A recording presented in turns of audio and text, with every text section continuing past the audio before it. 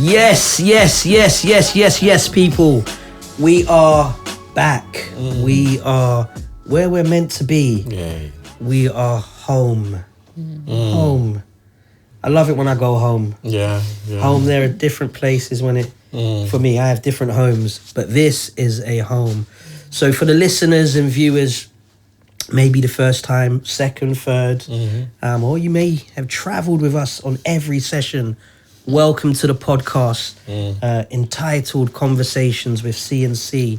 And this is the podcast where we chop it up, have dialogue, go beneath the iceberg, unpack themes and topics and challenges in life and elements that are pertaining to our fundamental pillars, race, therapy, and culture.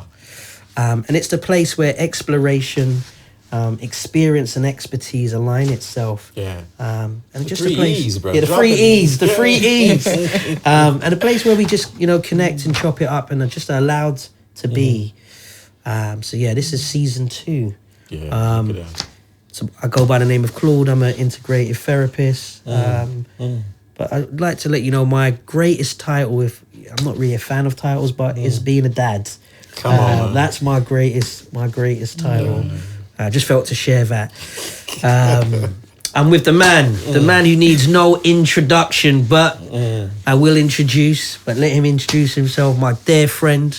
I believe every young brother needs a man like Doc, a man who's travelled the path and willing to share wisdom and just life nuggets, but also always open to learning. My good friend, Doc, I'll let you introduce yourself, man. Yes, my name is Carl, psychotherapist by trade, but I like that you said the greatest title. The greatest title is that of being a dad.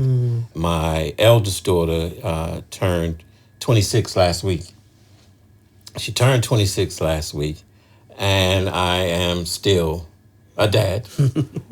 Sometimes, even at 26, the bank of dad. And just to let you know, don't stop. I'm putting it out there. Don't stop. So if you have this for me, it's the blessings that have been poured into me and onto me that I'm still able, or in that position, to be able to not only impart some financial financial gifts, but also some wisdom. If it's being taken, if it's offered, then it's being taken, then perhaps they can have some of that as well. But it's good to be back, and it's good to have our guests with us here today, who you will introduce in a moment. But feeling good. Something that has been on the go in recent weeks was One Vision Counseling Service. And that has come to fruition. So now, a brother was an entrepreneur, but now I'm rich as an entrepreneur in carrying forth the One Vision moniker, having an agency where therapists, trainees can come in position to hone their craft, in an agency that is going to be supportive, educative, and really give them that agency that is for them rather than against them. So what you're saying is that you're an owner of a therapeutic agency. Come on. That provides a service to the community. Yes. And it's entitled One Vision. One Vision Counseling Service. In 2 locations. 2 locations. Come on. A brother making moves. Great. No, that's when one wins, we all win. Yes. Come on, man. We celebrate. We celebrate. We celebrate that. Bless you. Well, where do we start? You see, we have a guest. Yes. I am gassed, as the young people say. Gassed, capital letters. The guest that we have sitting on our, infamous, famous green couch is a dear friend of mine, a family friend, a love her family. They are great friends of mine. And we're not inviting anyone in our home. As I said at the beginning, we're very selective who we let. We're not elitist, but people that we do have in our homes, we trust, and we believe that they will have some great insight, and that that the listeners and viewers will benefit from. So, my good friend and sister, her name's Nadine, and I want to just share a little bit about Nadine as I introduce her. So Nadine's been working within the education sector for 17 years, and gained her first headship role at the age of 31, and at the time being considered as one of the youngest black head teachers in the UK. Wow. So not in London, in the borough, but in the UK. What do you say, brother? See, you have to pause and Selah, pit stop, breathe, and calmly pause. Yeah, and let that settle. Yeah. Outstanding. Yeah, and this achievement reflects her passion to challenge stereotypes and redefine norms. Wow. We're about that. Sign us up. And Nadine most recently founded Aspiring Heads, a multi-award winning social enterprise that challenges racial disparities within the education sector in the UK. Her work has provided impactful and affordable leadership development for black educators. So we're seeing a love and a commitment to others, not just self. Along with access to culturally competent networks that helps to elevate the next generation of black leaders. Nadine, being highly skillful in executive coaching and fueled with a passion to support and mentor, never fails to inspire others. I've seen that. She's also known for taking radical steps to address exclusions in school and actively promotes a culture of inclusion for all, which has led to the recognition and a feature on BBC. Motherhood is a very valuable part of Nadine's leadership journey and is a proud mum of 3 young boys. Has an amazing husband who's a great friend of mine. Eve, I know you're going to be watching this, so I just want to big you up. You're a great friend of mine. Nadine is currently a head teacher of a primary school in South West London, part of Dunraven Educational Trust. To add to her achievements, Nadine has now been placed on the Business in Education Women to Watch 22 list, recognizes one of 70 women in the world making a significant contribution within the education sector. Wow. So we have the wonderful welcome. Thank gifted, you. blessed individual Nadine Bernard. So thank you, Nads. Thank you for just, taking the time to be with us today. And I know the viewers and listeners are going to be blessed by what you have to share. And thank you. I still thank you for welcoming me to your home today. Actually, just hearing you read that back about me, it feels just very, very humbling. Just thank you for this opportunity to come and join you today. Bless. Thank you. Received. So, tradition and culture of the show, we always do a temperature check just to see where we're at in the here and now. I'm happy to start. I feel excited. I'm feeling open to learning. As I mentioned, gassed. And just happy and humble to have great friends,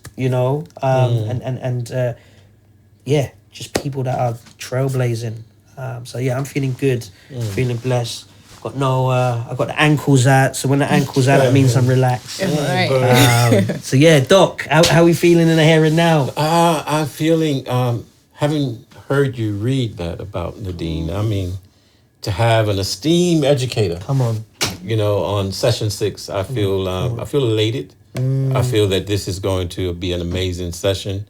Great journey in. Still holding on to the vestiges of my holiday I'm not letting it go. Don't let go.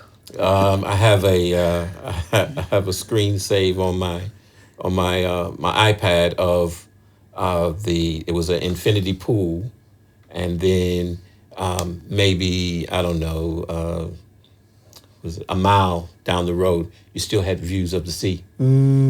So to the infinity pool and the sea, and every time I click on the iPad, I have that. It takes me there, and I was like, wow, because I would put my elbows on the edge of the pool, and I could see the sea there.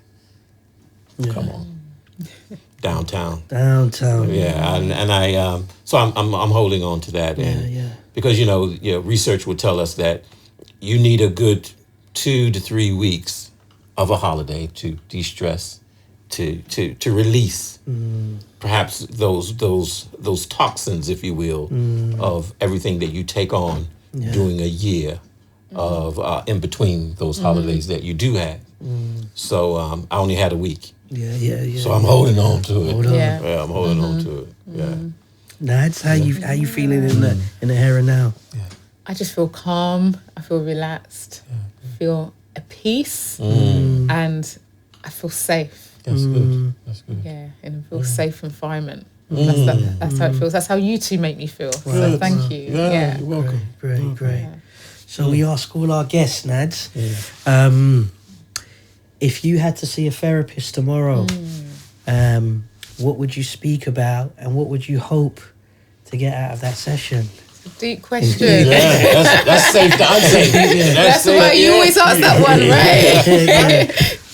But yeah, as safe as you want to keep yourself. Yes, absolutely. Yeah. No, I think it's a very, very powerful question. Yeah. And actually, asking it leads me to a bit of soul searching. Yeah. Just being really reflective. And I think for me, I probably would want to explore a bit of my childhood and potentially be navigating, exploring, wondering whether I would be able to retrieve some of the memory that I've lost due to trauma. And just wondering whether it is possible to retrieve some memories. Yeah. And I'm talking about good memories, because I think when I think about my childhood, I tend to just really think about those key traumatic moments as opposed to being able to feel and appreciate all the happy times that were there. And I'm certain I feel it, that there were many happy times, but it's being able to recall it and to find that again. So I think that would be where I would just kind of start to want to delve into and just unplug. Wow. Perfect. Oh wow. You would be such a good client. I better book my session, right? I love the We've word got two powerful options, right? I love the word you said, retrieve. Yeah, that really stuck out. Yeah. And I think as you mentioned childhood, that it's a lovely segue into, can you think of a song that brings you back to your childhood? Like what song would that be, and what was going on when you around that time? Well, I've got to say, in terms of songs, one thing I can visualize as a child is sitting in my room, had the CD player, the one that could be fitted on the wall. So I felt so proud. It's I've got this one, that's mine.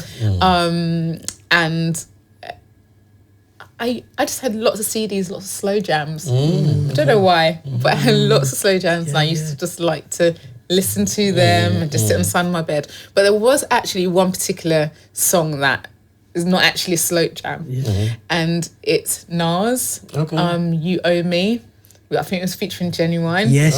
And when I was in, one key memory in secondary school was be with my friends, and we was going to do this dance. And we practiced this routine, and we was going to perform it at, the old school People's Day. Yes, in Lucian.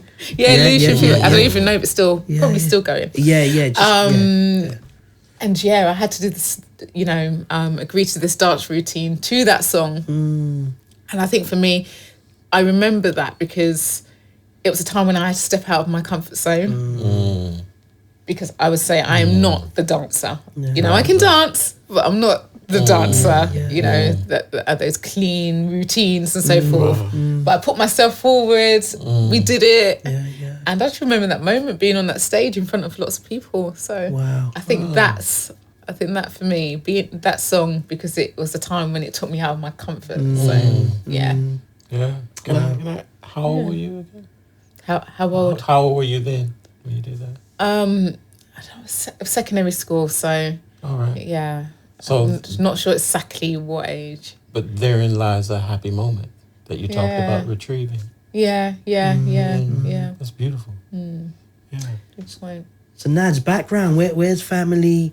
You know, where did you grow up? Where's your family from? Yeah. And and just like maybe, you know, bit about your early years in school and Yeah. All right. So you spoke about Eve. So I have this running joke that I was from East Dulwich. He's from Peckham, right? Although it's just a short journey away. Right. Well, I do love Peckham. I do love Peckham. But I was actually born in King's College Hospital.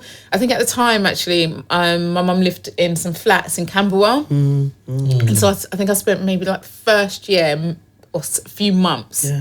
And then my mum got the place in East Dulwich. So that's where I grew.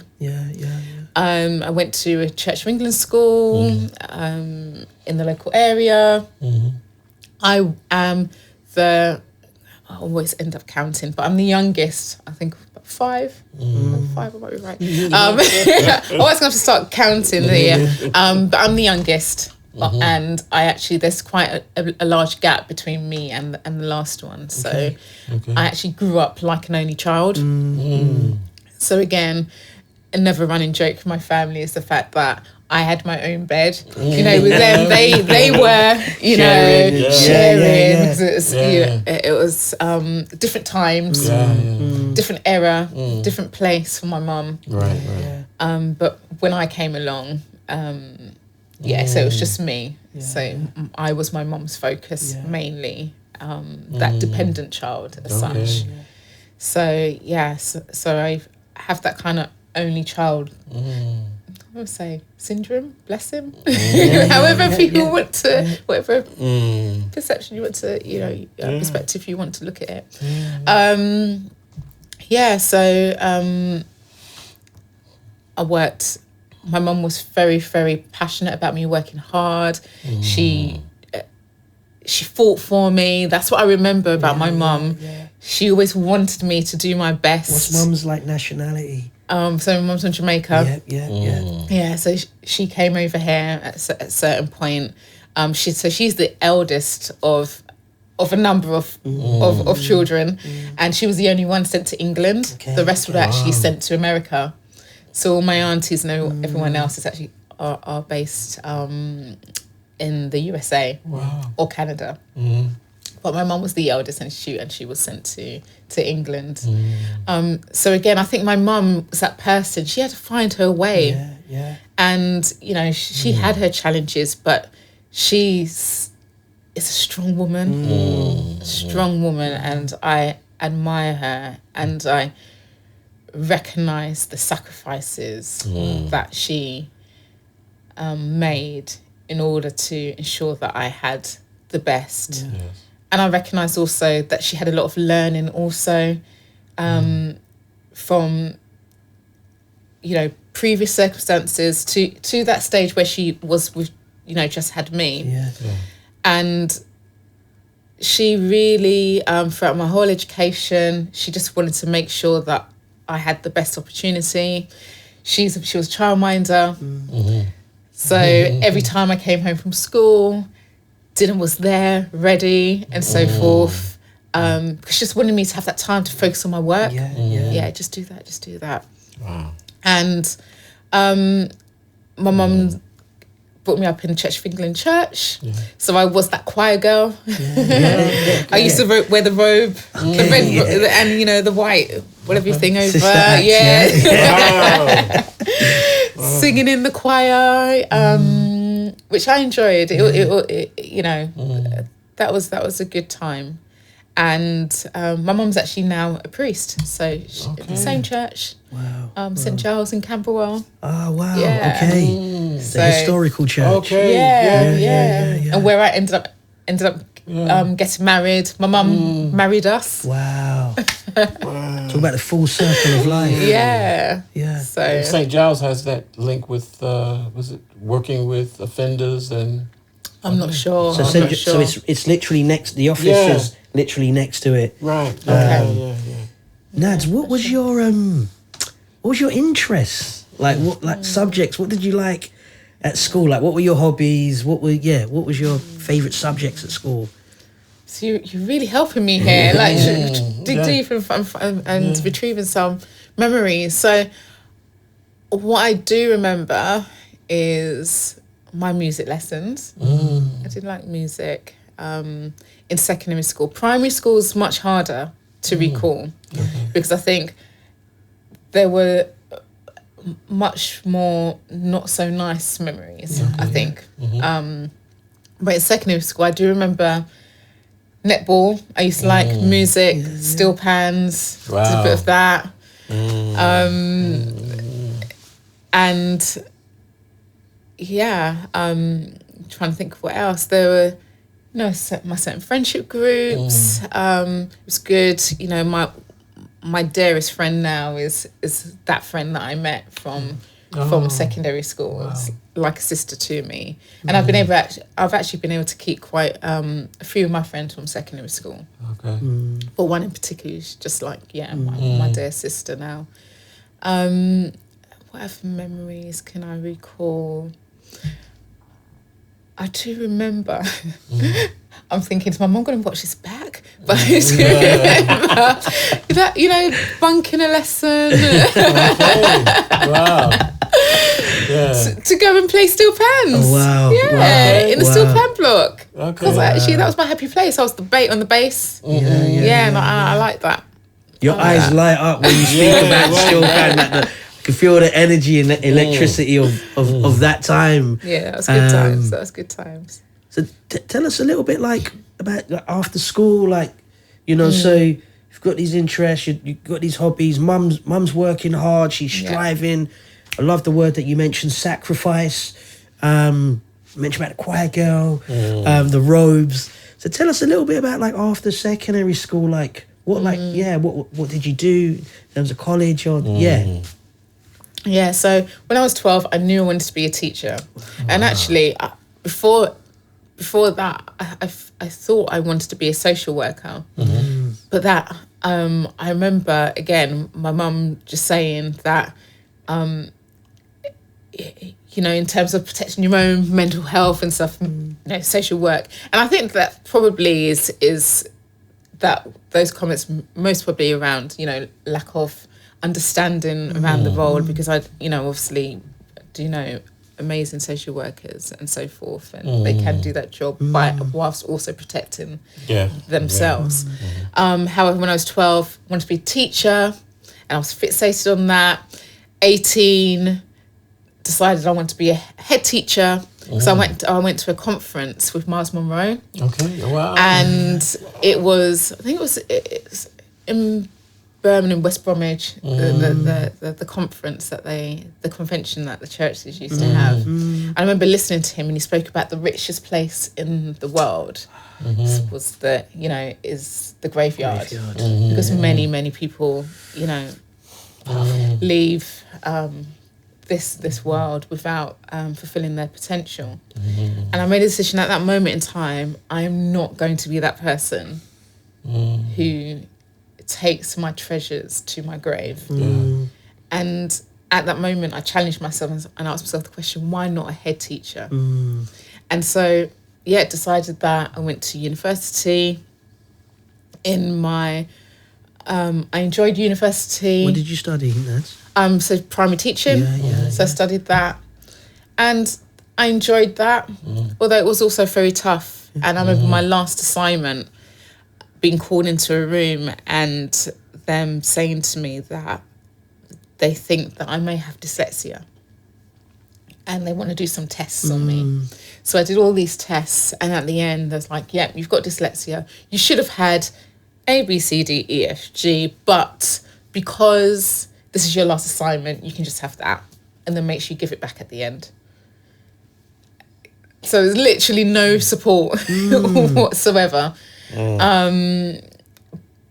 But then I am that person who, you know, looks for the positive, and I think, wow, do you know what? I got to that last assignment, and I passed my last assignment without the support that I apparently needed in order to be able to do that. So throughout your education, throughout my education, So that last assignment. So I left university, secured my first teaching role. What was that in like? Loughborough.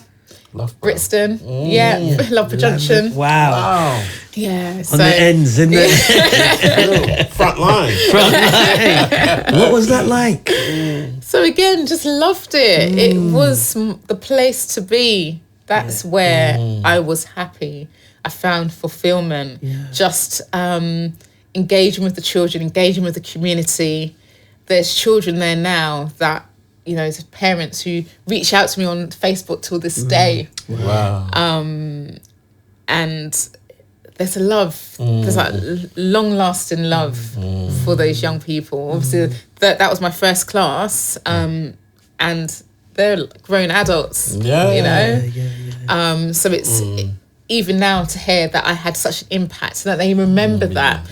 And because I'm a primary school teacher, so I was teaching like year 1, year 2, so that's, you know, very young age.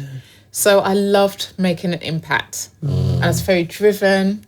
By the second year of my teaching career, I was like, I want to take on an additional subject, so additional leadership opportunity. So I did that, and just kept on pushing through. What was that subject? So that was PSHE, so personal social, health and education. And hold on a second now. Hold on a second. Because We'll breathe. let it breathe. Let it breathe. Let it breathe, because I think what you shared there was so important in relation to those students who are grown today and the parents reaching out to you on Facebook. But what you would have experienced as a young person yourself, going through what you went through, but yet their remembrance of you is positive, because the thing is, you never forget your first teacher, right? Come on. And that positive impact that, you know, you had on their lives. Because I know that there are those, you know, who had that early experience that had a negative, and they remember that first teacher who told them that you'll never be able to do this, you'll never amount to that. No, because it was going around. It was going around in my day, and I'm sure that it's continued on that trajectory. Great point, though. Yeah, but I mean, you know what you just shared. There's the nuggets there. The nuggets are there, rich nuggets, and it's so positive to hear that you've had that impact on children's lives throughout your career, I would say, but from the very beginning. Wow. I'm just thankful because I want to give children what I never had, and I want them to feel safe. And even as a head teacher now, that's one of my my mottos to the children. It's like my key role, my first priority is to make sure that you feel happy and safe. That's it. You know, yes, all this academic stuff, yes, that's important, but let's pause, let's wait. You know, let's ensure that you are feeling happy and safe. Wow. Because, you know, only then can you be comfortable enough to be learning and to be engaged and to be fully engaged. Yeah, fully engaged. And fully learning. And that's as humans, that's what we want. Even as adults now, you know, you used the term at the beginning of the session, you feel safe. You know, even in our adulthood, we want to feel safe. We want to feel happy. And that never stops. And I love what you said about that being how intentional you are to ensure that you know, before the education, that you're safe, because we can think that's a given. People that we encounter, whether they are children or adults, we can if we feel happy and safe, we might think everyone feels like that. But it's not a given. And you think about the little children coming through the school gates, you know, we don't know what homes, you know, they've left. That's right. You know, That's right. the state of being where they are when they come into your environment. You know, it's like the client work, you know, and the work that we do. So I think that's powerful that you're intentional at that. So tell us a little bit about from that Loughborough first experience of teaching that makes your eyes light up, fills you up with love, people, parents still reaching out to you, such as the impact that you've had on them. So they've carried you, you know, they've carried their engagement and experience and interaction with you into their adult life. Tell us a little bit about the trajectory between Loughborough and headship. Okay. Yeah. What has that been? Yeah. What has that been like? Yeah, so I remember meeting a black head teacher and never seen many of them. And one thing that she said, never stay in a school longer than 3 years. And I just took that on board. So when I was in my first school in Loughborough, 3 years came, like, right, I'm off. And I literally went and applied for another job, secured a job in Lewisham Borough, Hazeltine, stepped into that school, worked my way to, actually went there as a music lead. That's the post that I got. And then went on to becoming the phase leader. So just, lead in a particular phase, and then behaviour lead in the school, worked my way up to assistant headship. And again, I felt very supported in that school.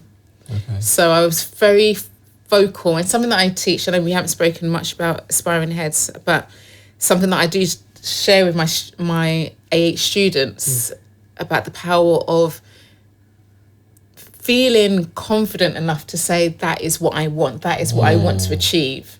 Don't feel you have to hide that. And I always said that I want to inspire others. I want to be a head teacher. People knew that. I weren't shy of saying that. And I believe by me being very vocal, that helped create the opportunities that I needed. And so when an executive head came into Hazeltine, they approached me and said, I know you, I've heard that you said that you're interested in this. Would you be interested in going on this course or that program? And it was always a yes. And so I went, I grafted, I learned, I supported my colleagues, everything that I felt that I needed to do in order to propel my career, push myself forward, but also make the needed impact in that school. So I did that. And then I went on a program called Future Leaders, which supports aspiring leaders to step into leadership positions. And I did that. Again, I met my second black head teacher. And I saw them and I was like, wow. You know? Again, inspired me, really inspired me. So Nadine, just 1 second before you carry on. So the efficacy in the first black teachers saying 3 years, never stay longer. For our viewers, our listeners, who may want to go down that trajectory, what was the importance of 3 years? I think 3 years gives you enough opportunity to learn the culture, to learn the ways and procedures of that particular school. And then being able to take that learning and apply it somewhere else and learn a new way of working.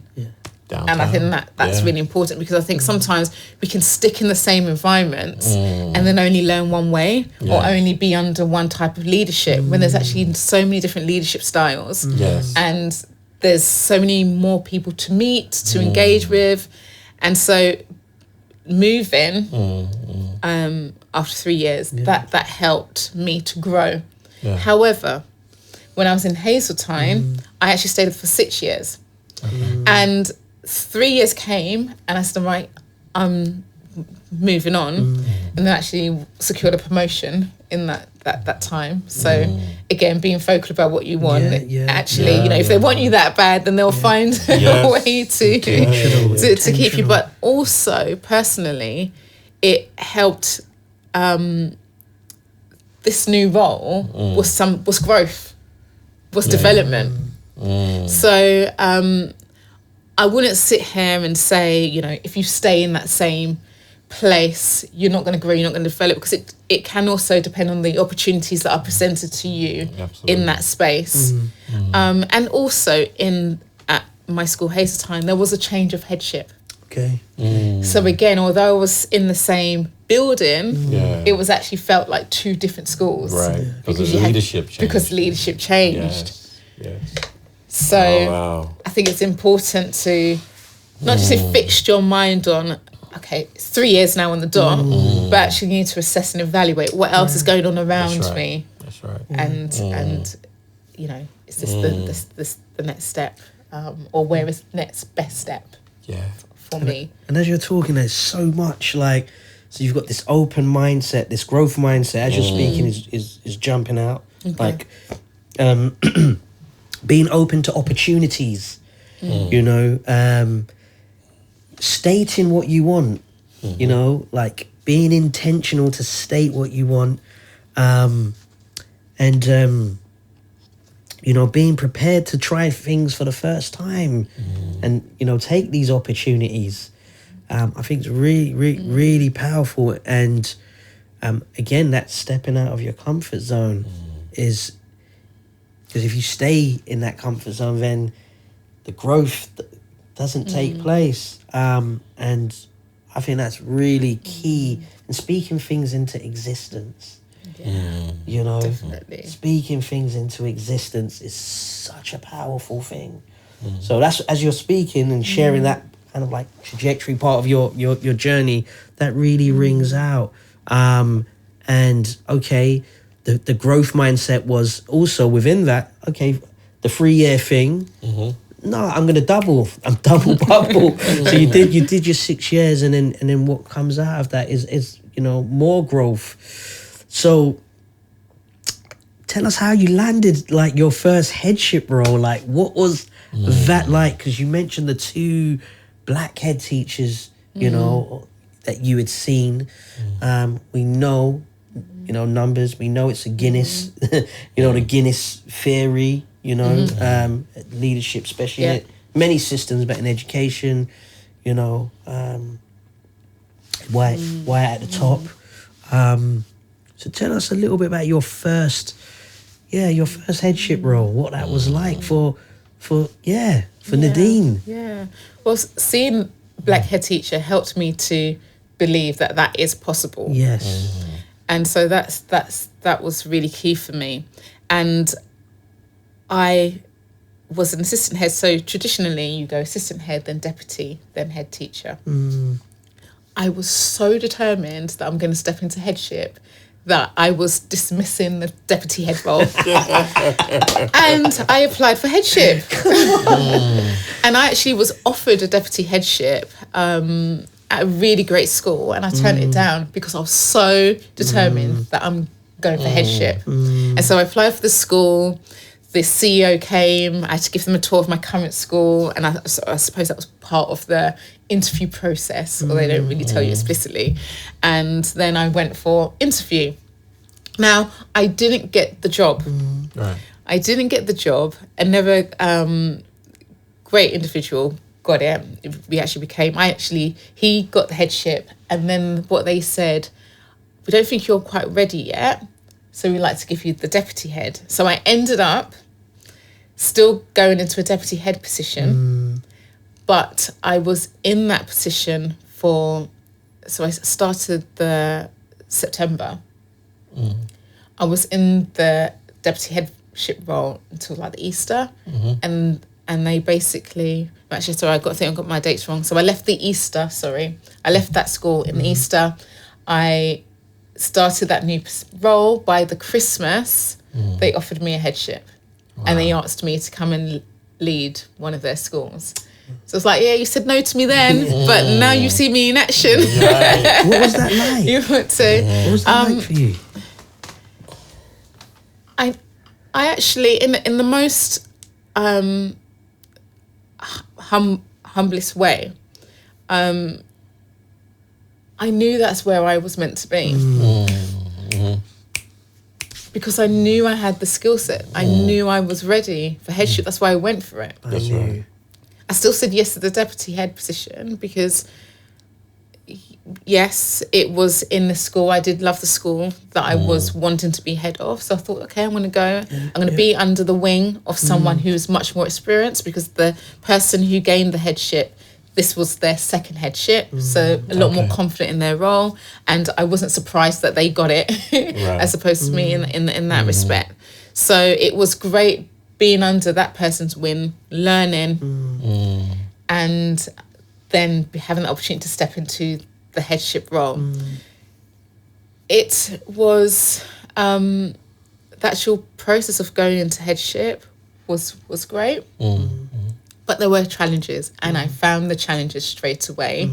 And those challenges presented themselves to me because I was young, female, and black, and I can say that very confidently and knowingly because of the things that happened to me when I stepped into that particular space.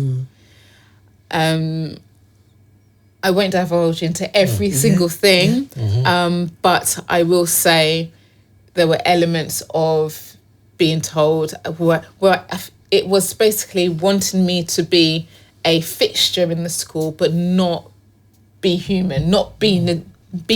Be you. Right. So yeah, it looked good to have your face there, Yes.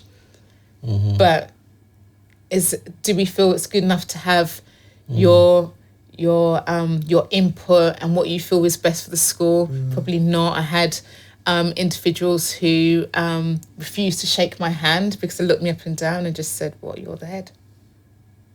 Just literally, "You're the head." I just refused to shake my hand.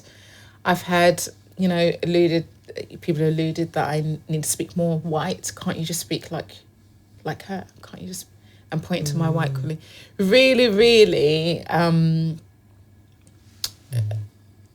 distressing things that I did not expect, because I went into headship with a confidence that I was going to help to transform lives, that my focus and attention could be on what the school needed, what the school needed to develop and move forward, thinking about the children and thinking about how can I help them to fulfill their potential. But I just had all of this negative energy from, it's basically bullying. It was bullying. It was, I experienced, a number of trying to think of the right word. But it ended up being another form of trauma for me. It definitely did, because a number of things that happened led me to a place of not thinking I'm capable, and led me to a place of depression. And before then, I was very much, I never, when I see people who are depressed, don't understand it. Right. But when you experience it, you know. And I actually did not know I was in a state of depression until I came out of it. Look at that. Because then you when you come out the other side, then you're like, wow. Sounds like dark days. That's where I was, So it was like going, great, I got the job, going in, and then being faced with a number of challenges based on, people thinking that they could treat me in a certain way because I was young, because I was black, and I'll say female too, shouted at in rooms by grown men, locked doors. And at the time, I did not know how to challenge it. I did not know how to challenge it. could that ever happen to me now? No, sir. No. But I think when you're in that place of newness, and obviously I had this drive, and I had this dream from a child of stepping into headship. You're there. You just want it to work. You just want it to work. So you're trying to protect yourself, and you're trying to just keep going despite the odds that are going on around you. But then there comes this point when you have to really just take a step away and just say, that is not a healthy environment for me. And that's what I did in the end. So where I'm a headship now is not where I had my first headship. Okay. In a much more...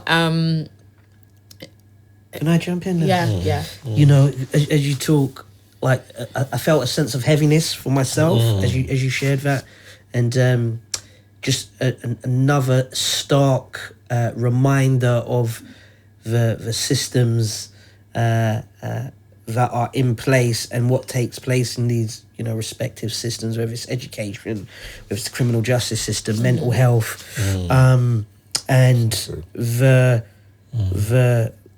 challenges, the racial injustice, the bullying, the term that you used, the being told this is how you need to be, the challenge of being told that you're not allowed to be your authentic self, like we like this, but leave this bit outside, the othering, and the getting through that, you know, and then how, like, we'll touch on inspiring heads, and how, like, at that time you felt like my voice, like I don't have a voice, or I don't know how to use the voice, and how you are intentional now to give other Black practitioners within academia a voice, and how to do that. I think there's someone maybe listening now who may be going through something like that.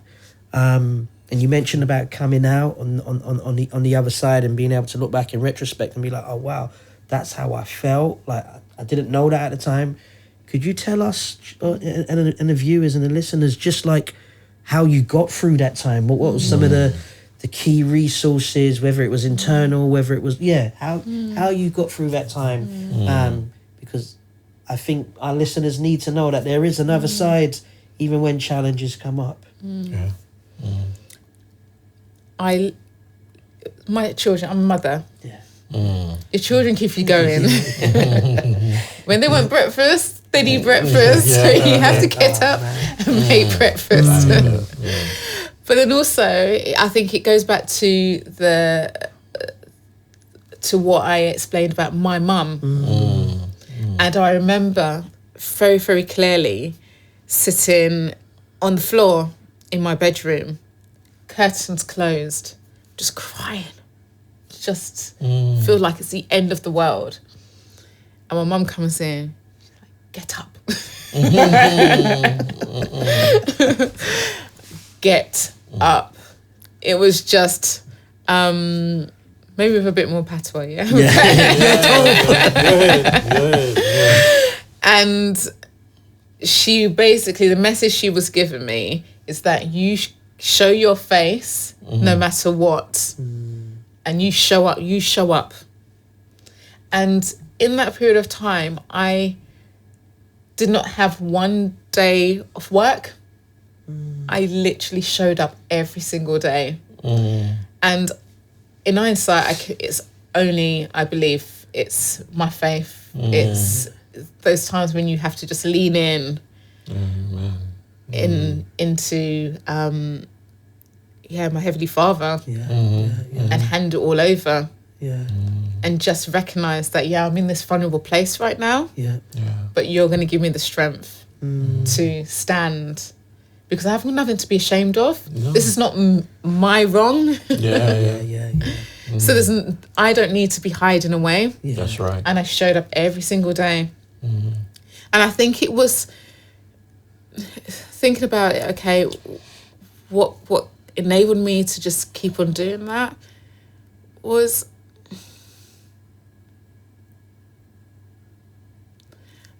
maybe it's my optimistic character.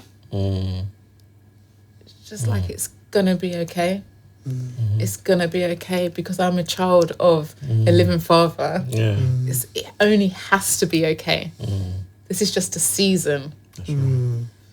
So what we've got to keep on doing, because I think one thing that I've, meeting some individuals who go through tough times is, yes, there is time to be still. I do agree with that. But sometimes we can just stay still and just become stagnant because you're just not doing anything.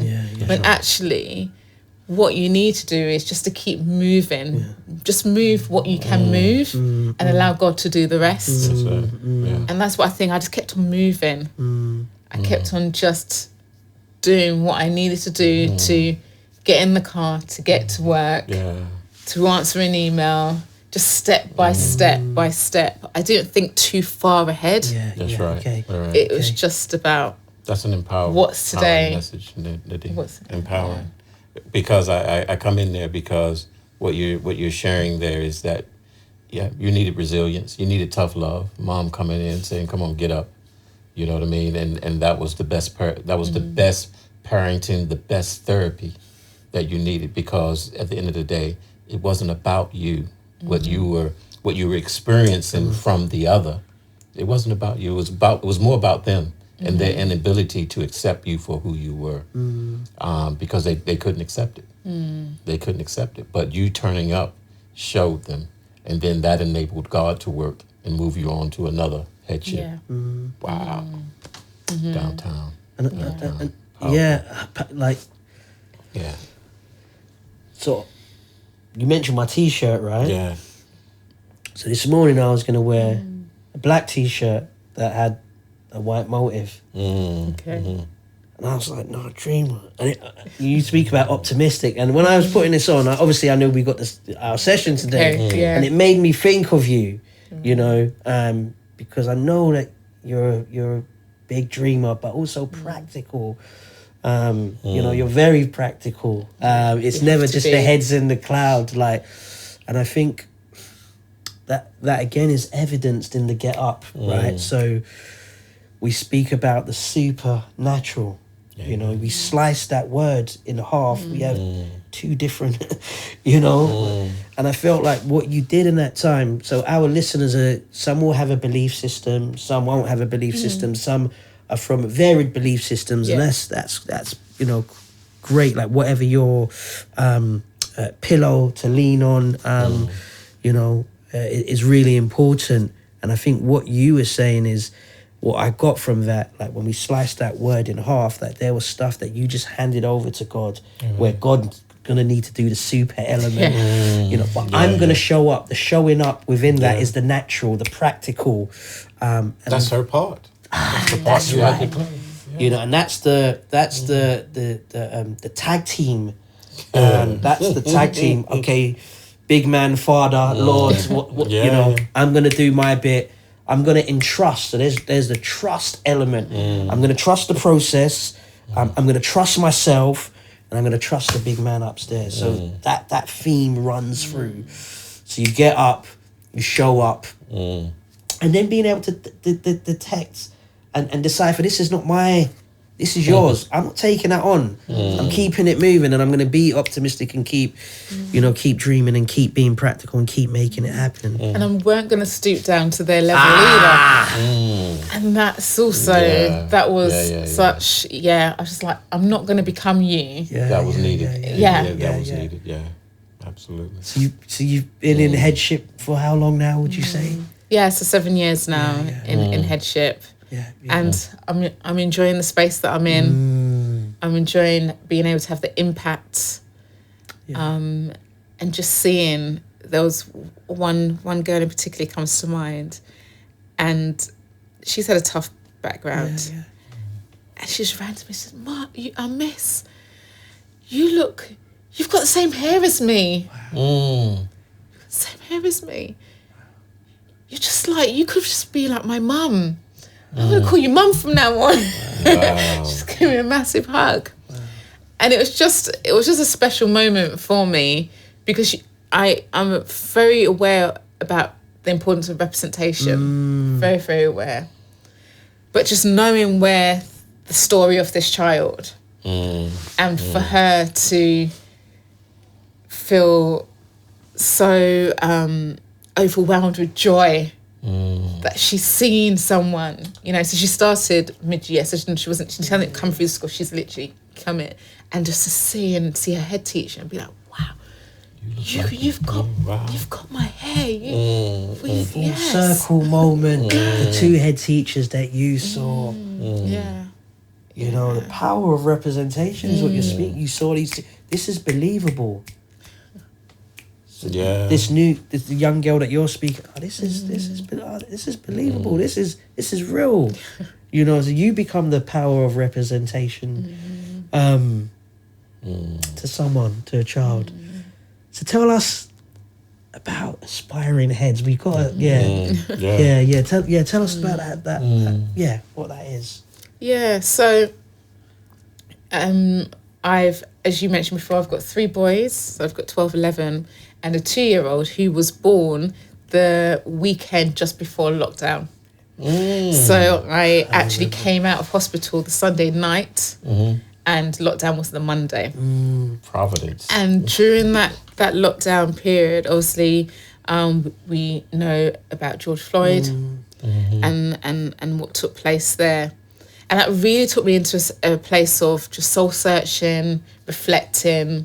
Myself and my husband were just looking at some statistics as I'm there nursing my baby, and noticed and realised that there was only 1% of black head teachers in the UK. I was like, 1%? 1%. And first for a split second, I thought, wow, I'm part of that 1%. But very, very quickly, I was like, this is ridiculous. How can there just be 1%? And I remember going on Twitter and making a declaration publicly and saying, I'm going to shift this 1%. And after that, I still didn't even know how, but I literally did that. And as I was just talking and conversing with my husband, I thought, do you know what, I'm going to mentor some aspiring leaders, because I've been mentoring ad hoc, like informally, but I thought, right, I'm going to maybe set up a WhatsApp group and I'm going to mentor. And that conversation just evolved more and more and more until myself and my husband thought about aspiring heads. Then, you know, you do that Google search and you check Company's House or whatever, and it's like, it's free, it's available. What, really? And then that conversation led to me saying I'm going to write a program. So I literally got up early every morning, and I just, sometimes baby was in the cot, sometimes I was nursing baby, and I literally just wrote this program. So I wrote 6 podcasts, I 6 reflective learning journals, and the contents of a course. And eventually built the program. So during lockdown, built the program, had the first cohort started that September, and got a number with the only type of marketing was kind of sharing on Instagram, Twitter, nothing spectacular. And we got a number of people who signed up for that program.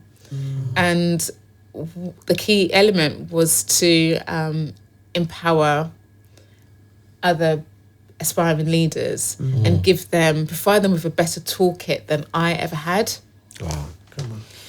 Because I wanted them to be able to go into that space and thrive and not experience what I experienced. But then also, obviously, someone who recognises the challenges, being a black person within the educational system, and the obstacles that they may have to face. Not saying they'll face everything, but it's given we call them the AH students, but giving the AH students the awareness of what's possible, and not being that person who I was, who went in quite naive, very hopeful about the system, a fair system, and stepping into that space and then just being knocked, literally just, knocked for six. And so by giving them that awareness that then empowers them, and I'm very, very vulnerable in that space. And I think vulnerability is a strength. Yeah, 100%. 100%. I think people confuse it, but I very, very much, and I have to be authentic. That's one of my values: honesty, authenticity, integrity. Yes. That's all me, and that's all I can be. So, and that's how I present and show up in that space, and they're able to ask me any questions, obviously share elements of the story. I also invite other experienced Black leaders into that space. They share a little bit about theirs. We could look at exercising resilience, upholding values, and work through lots of different things. And then they're able to, once we have the Webby chat, we call them, to our Webby chat, and then they have access to the podcast that follows on from the teaching from that Webby chat, and then they have a reflective learning journal. And then within that, we also have accountability partners as well, because it's really, that challenge is really, really important. And many times within the system, you can easily feel like you want to give up. That's right. Very, very easy. So, we just want to give them that. Yeah, just, as I said, that toolkit to be able to push forward, to propel, and recognise the importance of not giving up. Because if we give up, what happens to our children in the system? Yeah. You know, it's really, really important. I've got, as I said, 3 Black boys. As a mother, I already know that they are at risk, very high risk, of being stopped when they go to school by police or being searched. Very high risk of being excluded from school. That in itself can bring a lot of anxiety. That's right. Yeah. And so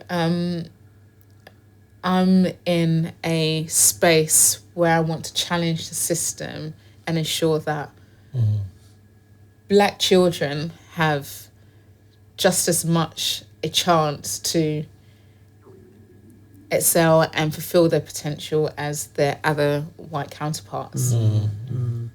And that's really, really important. So it's kind of, with Aspiring Heads, it's a whole thing of creating greater representation, with that having an impact on the children that we serve within the education system and the wider community.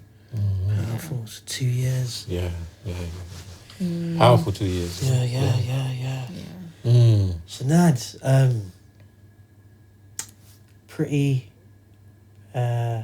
I got a question that we ask all of our guests. But before I ask that question, as we're kind of winding down, when you're not trailblazing, when you're not walking a path that is less travelled, when you're not bringing about systemic change, when you're not ensuring that children are feeling happy and safe, when you're not empowering other Black practitioners, what was Nadine doing outside? Loving on my husband and loving on my kids, my family, and my mum. Family's really important to me. Family's really important. I don't take my mum for granted. Don't take my husband for granted. It's come up to 15 years of marriage, September. And for us both, it's there's not many in our families. Like, we're kind of like the first of our generation to have got married and so forth. So, and creating, my husband and I both came from kind of broken homes. So we knew what we wanted to create for our children. And so that's so we work on that. And marriage takes work, which we know. It doesn't just happen. So do that. We support other married couples as well. We love doing that. But I know you said about, okay, what do I do? Just love, enjoying my children, loving, as you spoke about, that key role as being dad. Being, when my son comes up to me, I may be doing work and he comes and he says, read. It's like, push everything aside.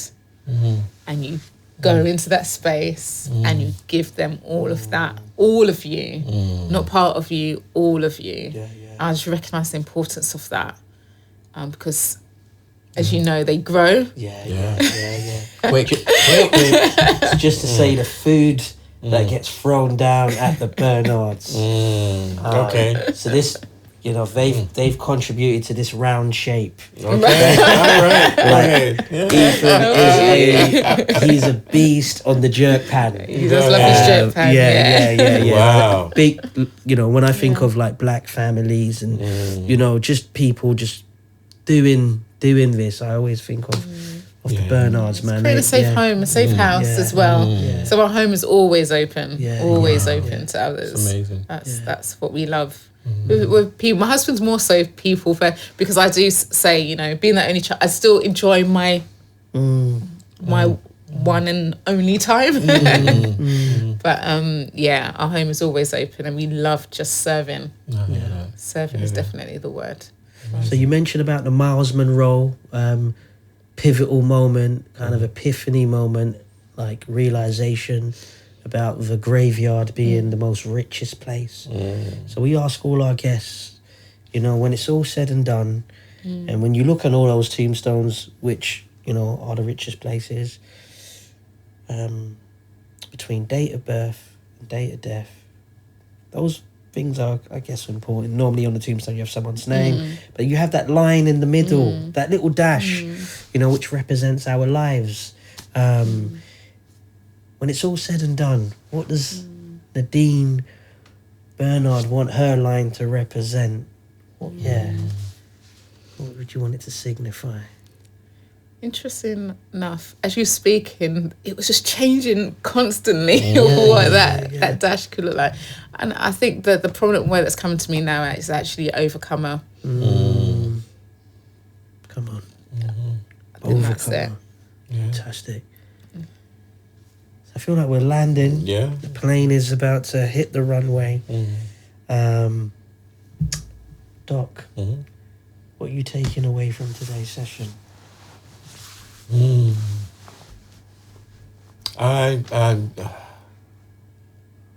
This setting, the importance of having this setting, and the importance of listening to Nadine's journey today, listening to your journey, and I could hear the inflection in your voice as you shared parts of your journey, and that it's still there, it's still real, it's still.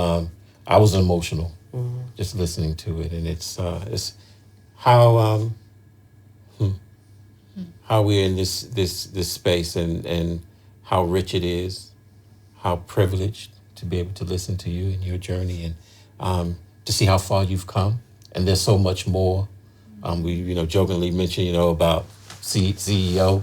Maybe that's not the trajectory, but inspired by aspiring heads.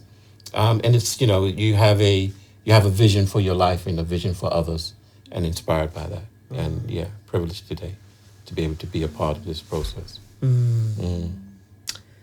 Before I ask you, Nads, about what you're taking away from today, how can people find out more about what you're doing and Aspiring Heads?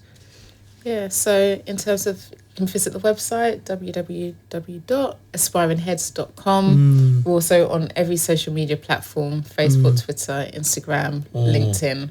So you can give us a follow there. And just connect. I am that person. If you DM me, I will respond. Yeah. Okay. What are you taking away from today, Nadine?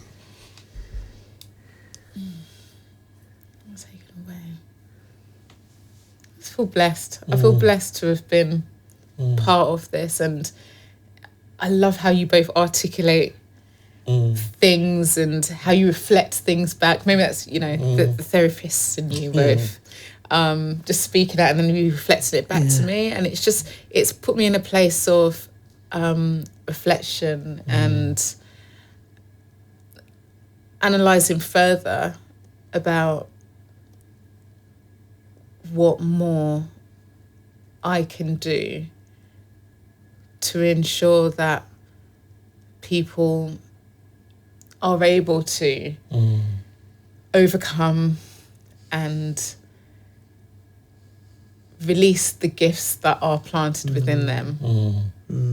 I love seeing individuals thrive and seeing individuals being able to be in that place of fulfillment and joy and peace of mind. And just knowing that although there can be challenges, and there will be challenges in life, there is a community, there's people who can help them along the way. And I think, hope.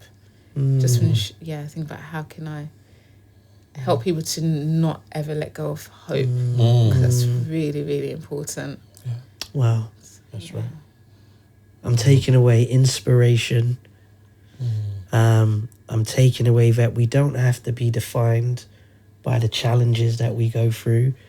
I'm taking away that overcoming is a real thing. But we don't just overcome for ourselves. And the power of when we overcome, how others can benefit. When we choose to surrender and accept our calling, and how communities or the sector or the worlds that we're placed in can benefit. And the power of representation. Rich, I'm going to go back and listen to this. You know, so no, really inspired. I think that's the word. Really inspired, and feeling blessed as we sit here. So first, look, I want to say just thank you for sharing your heart, for being you, and trusting us in this space. And you know, thank you for just giving up your time. Listeners, viewers, hope you are blessed by that, and please do follow Aspiring Heads and get in contact with them, because they're doing phenomenal work in their sector. Till the next session, look after yourself, get in contact with us if you want to, and do support and do subscribe and share and tell a friend to tell a friend. Till then, take care. Thank you.